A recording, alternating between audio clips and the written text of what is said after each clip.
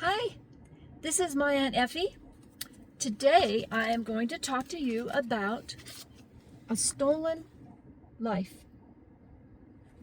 It was written by Jaycee Dugard and the copyright is 2011. I was really moved by this. It's a true story. One of my channel viewers recommended this book to me. I always have a stack of books by my side, and I read many books at one time. But when I was reading, this book actually became my laser focus, and I finished it before I finished anything else. So in the afterword, the author says, when I wrote this, I felt like I was 11 years old a lot. And I saw that in the writing.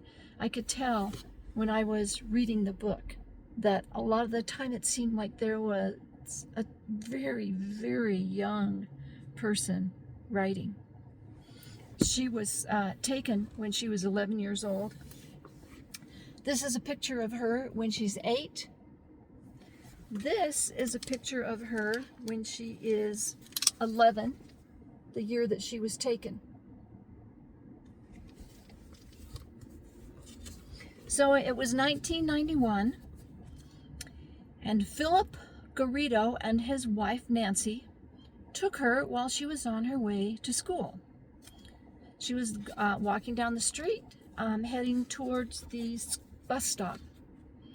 She was a really shy kid, a very private person, and she wrote the book not because she wanted attention. She did not. She's not that type of person, but she wanted to hold this guy, Philip, accountable for the things that he did, and she wanted to teach other people to speak up if something happened to them. There were a few times during the time that she was taken, 18 years, when the cops were around. They were nearby, and they saw something, and they ignored it. For 18 years, she lived in stress, fear, loneliness, despair, and boredom. There was a taser-like shock device that was used to take her down. Philip shocked her when she fell on the ground. He picked her up, chucked her in the back seat on the floor, and drove the car off, and the police never found her. She lived in a shed behind his house. The shed was hidden in overgrowth in Philip's backyard, and she was there for 18 years. He took hard drugs, and he used her. He videotaped her having sex with him. There was a lot of degradation. He'd had what he called runs when he got high and used her, and sometimes the runs lasted for several days. There was no running water in the shed, and later on he moved her into the studio, which was just the building next to the shed, and that's where she raised her children. She depended on Philip and Nancy for food, water, companionship, everything. 2 years after she was taken, she started having her period and became pregnant with her first child.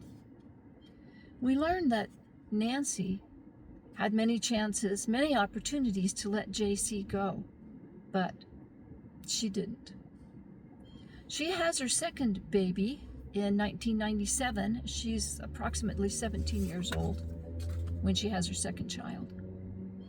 The writing in this book was very good.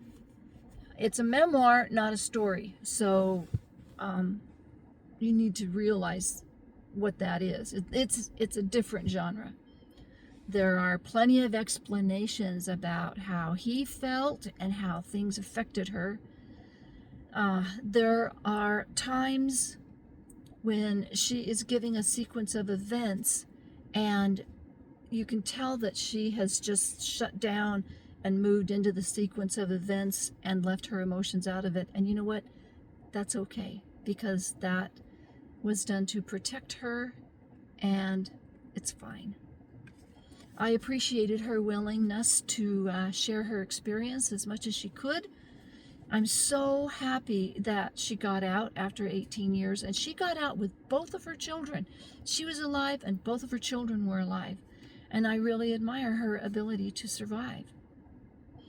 Well, that's all I'm going to say about this book by the lovely Jaycee Dugard. That's all I'll share, and if you enjoy a memoir, man, this is a good one. Have you read it? Have you read anything in this genre? What have you read? What are your thoughts? If you've read A Stolen Life, what did you think about it? Well, this is my Aunt Effie saying goodbye for now, and I'll see you later.